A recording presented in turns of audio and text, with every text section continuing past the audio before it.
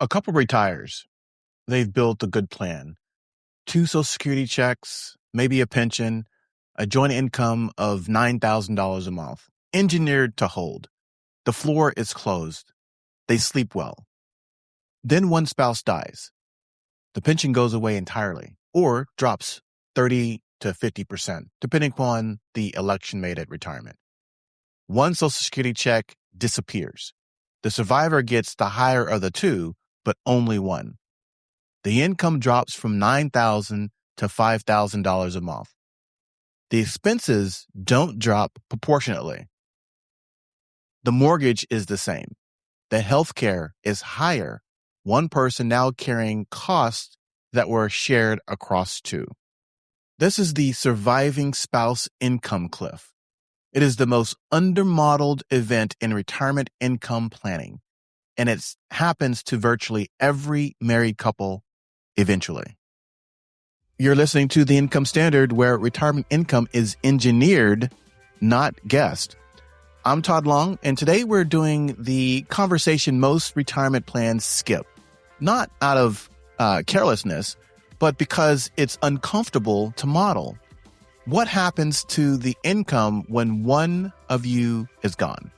Not the estate, not the portfolio, the monthly floor. Let's get into it. When I sit down with couples and run an income projection, I always run 3 scenarios. Both alive, higher earning spouse dies first, lower earning spouse dies first. Scenario 1 usually looks fine. I mean, that's the scenario that the plan was actually built for. It's 2 people still being here, still living until, they're in their 90s. Scenario 2 and 3 are almost always where I find a gap. And it's almost always a significant gap. Here's what typically happens to guaranteed income when a spouse dies. Social Security, the survivor receives the higher of the 2 benefits. The lower check stops permanently.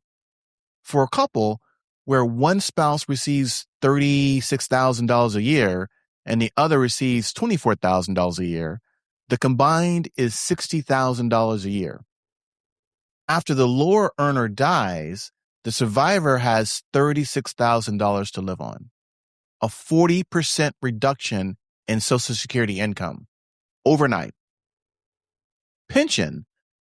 So this really depends entirely on the survivor option selected at the time of pension election, a decision often made years or decades before retirement by the employee alone, sometimes without the spouse fully understanding the implications. A single life pension pays the highest monthly amount and stops at death, leaving the surviving spouse with zero. A joint and survivor pension pays less during both lives, but continues at a percentage to the survivor. The net result? For many couples, the income available to the surviving spouse is 30 to 50% lower than the income available when both are alive. And the surviving spouse may be in their 70s or 80s with higher healthcare costs, no earned income capacity, and a portfolio that already has a decade or more of withdrawals behind it. Planning for retirement means planning for 2 people who will eventually become one in a season of life when financial flexibility is lowest and income needs are highest.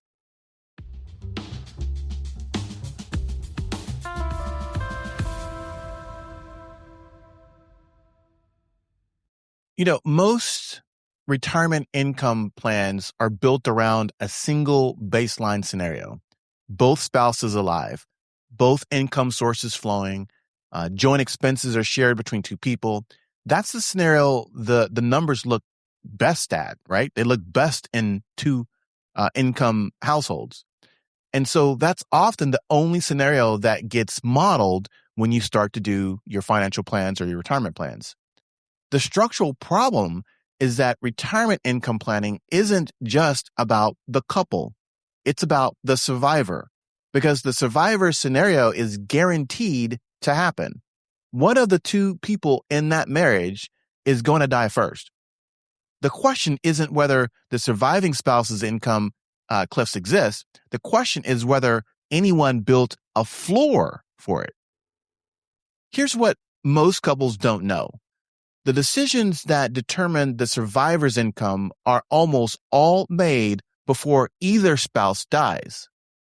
Pension election, Social Security filing age, annuity survivorship terms, life insurance structure, all of it is decided years before the event, often without the surviving spouse's scenario being explicitly modeled at the time. The pension election is the most consequential and least reversible of these. At the time of pension election, the employee chooses between a higher single life payment and a lower joint and survivor payment. The difference can look significant in the monthly checks, sometimes $300 to $600 per month. Many couples choose single life because the payment is higher and intend to cover the gap with life insurance or portfolio assets. That plan doesn't always survive contact with reality. The insurance lapses, the portfolio gets depleted, the plan B never fully modeled.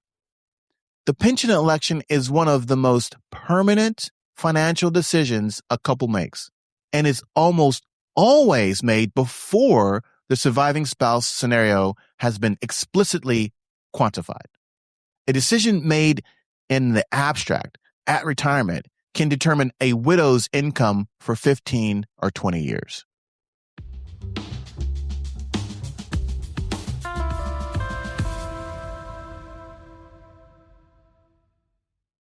So why does the surviving spouse scenario get skipped in so many plans? I've thought about this for a long time, and I think it comes down to three things. First, it's emotionally uncomfortable. Modeling your spouse's death requires imagining it. And most couples, understandably, don't want to sit across a conference table and look at a spreadsheet that says, if he dies at 74, here's what your income looks like. On the flip side, advisors feel this too. It's an awkward conversation, to initiate. So it's often just really doesn't happen. And second, the math looks fine in the baseline. If the two life scenario shows a solid floor, there's a temptation just to stop there. The plan, quote unquote, works. Why stress test it against a scenario neither spouse wants to think about? But the plan working in the best scenario and the plan being complete are two different things. The surviving spouse's scenario is not an edge case.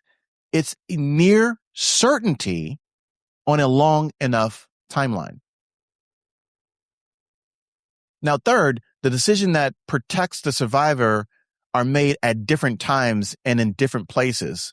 Pension election is at HR. Social Security filing is at the SSA office. Annuity terms at an insurance carrier. No single advisor sees all of them in a unified picture. Things fall through the gaps between conversations. The surviving spouse scenario doesn't fail because someone made a bad decision. It fails because no one ever assembled the full picture and asked, if one of us is gone, what does the income look like? Specifically, in a year when healthcare costs are high, the portfolio is smaller, and the person remaining is managing it all by themselves for the first time. Before the case study, a quick stop. The longevity risk calculator at theincomestandard.com, which is calculator 5 on the resources page, lets you input both of your ages and see the probability that at least one of you is alive at various age milestones. 80, 85, 90, 95. You put in it, it'll determine it for you. Most couples are surprised by how long the surviving spouse scenario might actually last. When you see the probability that one of you is still here at 90, the income cliff we're about to walk through takes a very different weight. theincomestandard.com, resources, calculator 5. Run both of your ages. I'll be here when you get back. Robert and Margaret, both 68 at retirement. Robert's Social Security is $38,000 a year. Margaret's $19,000 a year. Robert has a pension of $22,000 and he's elected single life for the higher payment. Combined income, $79,000. Monthly expenses is $6,000 a month, which comes out to $72,000 a year. The floor is solid. Comfortable margin. Robert dies at 79. Margaret is 77 at the time. Margaret's income will be Robert's Social Security survivor benefit, which is $38,000. The pension, zero. It stopped with Robert's death. She goes from $79,000 per year to $38,000 a year, a 52% income reduction. Her expenses, housing is unchanged. Food down modestly. Healthcare, she's now managing alone with increasing out-of-pocket exposure.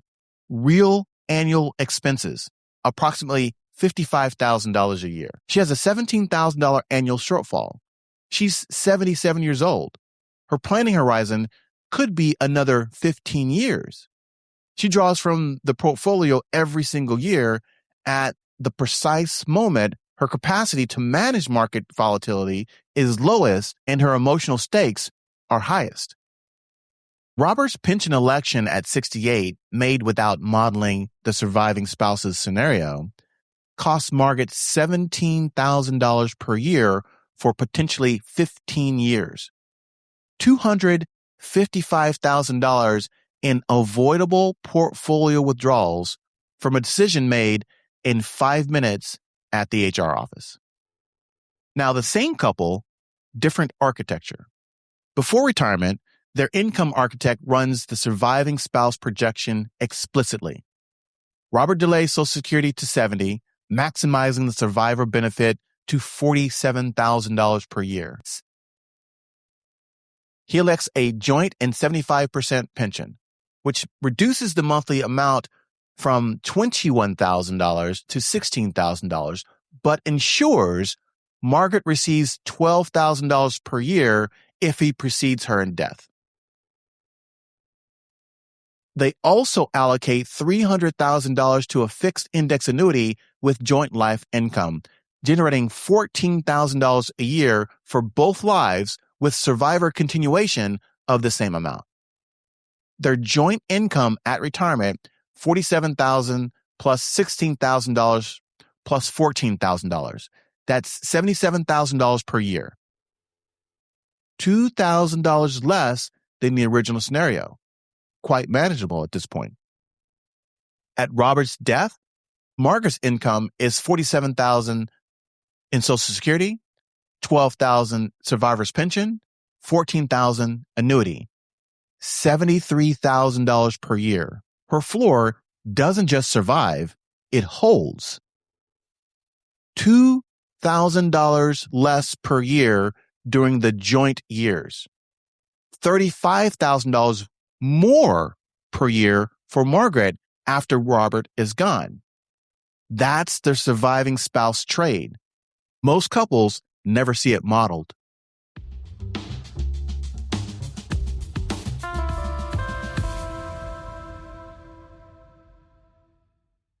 Four specific places to look in your plan if you're a married couple. 1. Run the surviving spouse projection explicitly, not as an afterthought. Take each guaranteed income source and determine what happens to it at first death. Build 2 income stacks, one for both alive, one for each surviving scenario. The gap between them is what you're engineering around. 2. Social Security strategy should be built around the survivor, not just the claimant. As we covered in episode 10, the higher earner's filing age is the most powerful lever in the surviving spouse's income. Delay that benefit whenever the assets allow for a bridge. 3. Pension election deserves a full break-even analysis. The difference in annual payment between single life and joint and survivor options should be modeled against the cost of covering the survivor's gap another way through a life insurance policy, a guaranteed income product, or the portfolio. For most couples, the joint option plus a modest guaranteed income product is more efficient than the single life option with a portfolio backstop that may or may not be there. And 4, if there's a gap in the survivor's spouse's floor, quantify it and close it deliberately. A fixed index annuity with joint lifetime income, a life insurance policy sized to the gap, a Social Security delay strategy. The right structure depends on the gap, the ages, and the health picture. But having no structure and assuming the portfolio handles it is the most common and most expensive default. Every retirement plan should be able to answer one question with a specific dollar number. If the higher earning spouse dies tomorrow, what does the surviving spouse's monthly income look like? If you can't answer that, the plan isn't finished.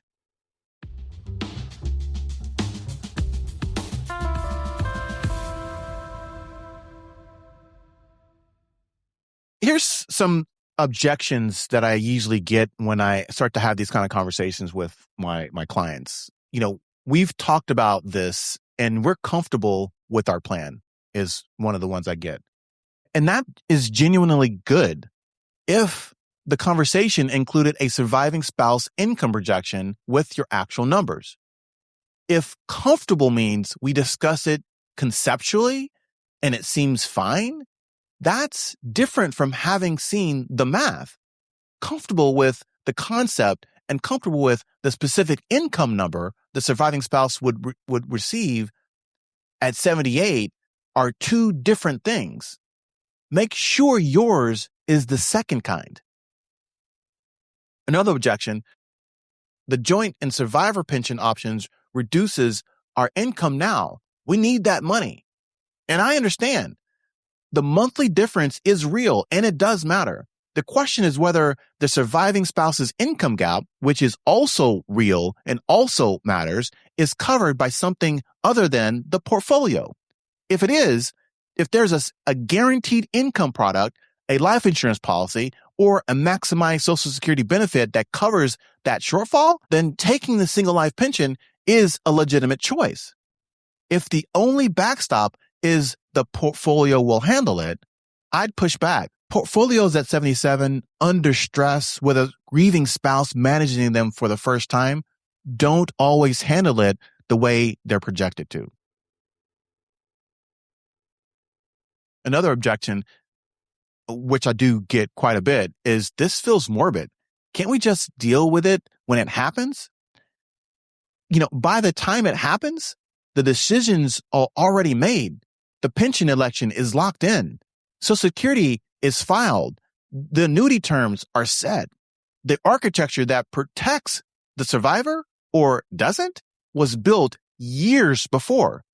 Dealing with it when it happens means managing the consequences of a plan that was never designed for that scenario. The morbid conversation is the one that protects the person who remains. It's actually worth having. If you've never run the surviving spouse projection with your actual numbers, that conversation belongs in the Income Standard Review. Schedule at theincomestandard.com. There's no cost. There's no pitch. We build both pictures and you leave knowing exactly what the survivor's floor looks like.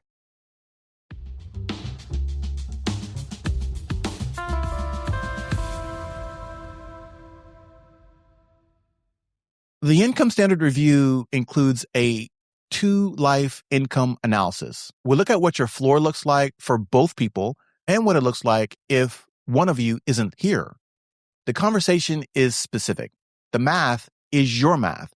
And you leave knowing whether the plan you have was built for 2 people or just for the scenario where everything goes right. Schedule at theincomestandard.com. There's no cost. There's no pitch. The decisions that protect the survivor are all made before the event. This is how you make them with your eyes open. That is the Income Standard for this week, folks. If this episode gave you a framework you didn't have before, share it with someone who needs it. Forward it to a friend who's 5 years out from retirement and still thinking in terms of balance sheets instead of income architecture. And if you're ready to measure your own income structure against the income standard, the review is waiting for you at theincomestandard.com. There's no cost, there's no pitch, just measurement. Episode 12 is our Q&A episode for season 2. We're taking the questions that came in from listeners across both seasons, things like withdrawal sequencing, Social Security timing, surviving spouse planning, annuity mechanics, and a few I haven't answered anywhere else yet. If you have questions you'd like me to address, send it through the contact form at theincomestandard.com before next week. I'm Tod Long. We'll talk to you next week.